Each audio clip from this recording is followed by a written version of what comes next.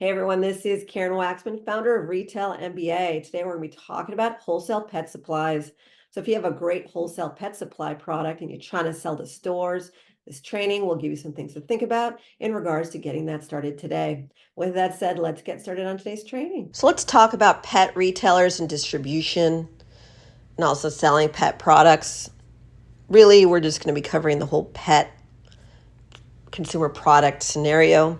So if you are selling a pet product, you have a niche category and you need to choose accordingly based on what you have. If you have something that is great for the bigger PetSmarts and such of the world, be aware that what they're looking for is something that is interesting, innovative, new, exciting, or guaranteed gonna sell. And they want you to have your manufacturing in place. How you sell to them, something we can teach. We are a retail coaching consultancy. But the actual pet product category for chain stores is one buyer, typically buys product category.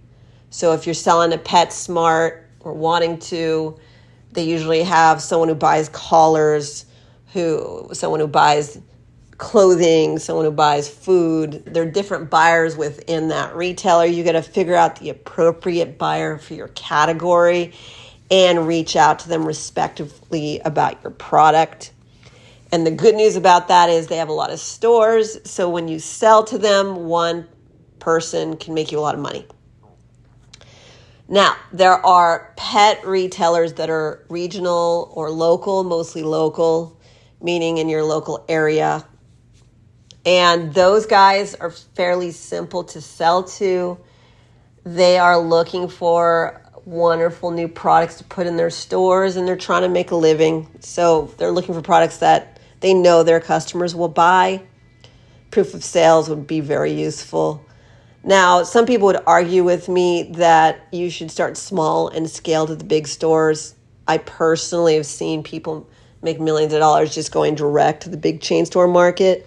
So if you're selling to local pet stores and you hate it, don't ignore just going direct to the corporate buyers, because the corporate buyers could buy products for all their stores. They might just love it. It might just do well. And that's a business decision and also personality. Are you willing to risk it? If you think that it's not possible to sell to Petco or whatever because you haven't sold to small stores first, that's not accurate. People do it all the time. It's just information that you just need in order to succeed with them. Now, with the pet stores that are local, in your local area, they usually have the owners of the store buying stuff, so you just have to build that out, reaching out, contacting them, let them know about your product and so forth. And the cool news is that you can sell your product for a premium price versus the corporate buyers, where they need to have better prices for their stores. That's why people tend to go to these corporate bigger stores versus the smaller guys. So if your product's expensive, definitely the local. If your product is reasonably priced and you can mass produce it, that's the corporate bigger stores. For the smaller stores, what they do is pick up your product, and if it converts, you have to keep sending them new product and so forth. So there's more work to do with the local stores. You can work with distributors who sell pet products regularly. The thing about distributors is they take a nice hefty fee for their efforts, which is usually probably about 20 to 30% of your income and for the product. And what that means is they are ultimately going to be your sales rep, your extended sales rep, and they can open up those accounts for you, meaning they've done a lot of the legwork, and then they can add your product to their distribution, right? The tricky part, though, is getting them to pick up the phone and also being able to actually have the marketing collateral and everything they need in order for their reps to say the right words to get your products to sell. So there is some prep work when working with distributors. One is setting up your product beautifully with packaging and the marketing collateral and stuff to make sure that they can sell it well. Also, the pricing needs to be on point. but also they tend to like that you sell the product first before the distributor picks up your product. Usually they'll find products they're already selling because they make more money faster, and that's what they're usually looking for, which is incredibly infuriating if you're starting out and you're trying to build up your business, but you've never sold it anywhere before. So one thing you can do is literally get in your car and try and sell your product locally to local pet stores. Try to open up new accounts, get some proof of sales, start working with trying to get the distributors to represent you.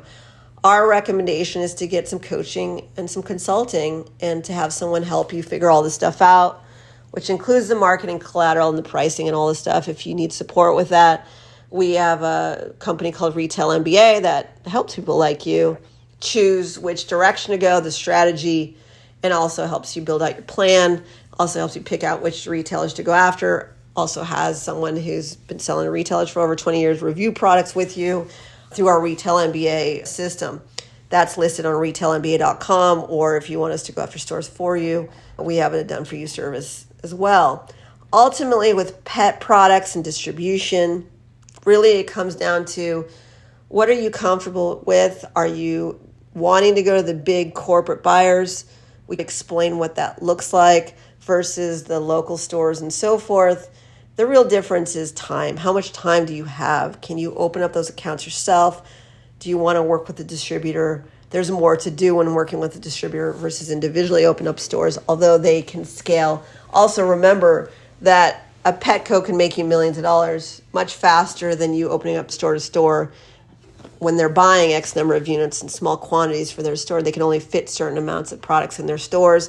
Now, there are online websites, let's not forget that, where you can sell products there. That's another way to sell them, but just remember a lot of them require you to have beautiful imagery and also to be able to set it up with some way to ship the products out to their audience. You can sell to the .coms either yourself or work with a distributor as well. And again, it comes down to having it set up correctly. So if you want to learn how to do all that, we just wanted to create this video explaining the different ways to generate revenue and what you're going to have to come up with. Really, there's a lot less big stores than there are smaller stores. But if you get into the big stores, all the other websites, everybody else wants you, it can be very exciting. Also, you can also sell beyond the Petcos of the world. You can sell to the Walmarts and all the different retailers that sell pet products. They're just more competitive because they have smaller amounts of shelf space for pets. And so all of that comes down to, what do you want? Do you want to sell to the small stores? Do you want to sell to the big stores? Which direction do you want to go? How much time do you have? If you sell to the big retailers, they usually have one buyer who buys pet products. That's a lot less work than you work in the store circuit or with the distributors. It depends. You have to open up some store accounts. So part of this is just to give you some data on pet products and things to think about. Karen Waksman, Retail MBA. If you want some support, please take a look at what we do. Thanks so much.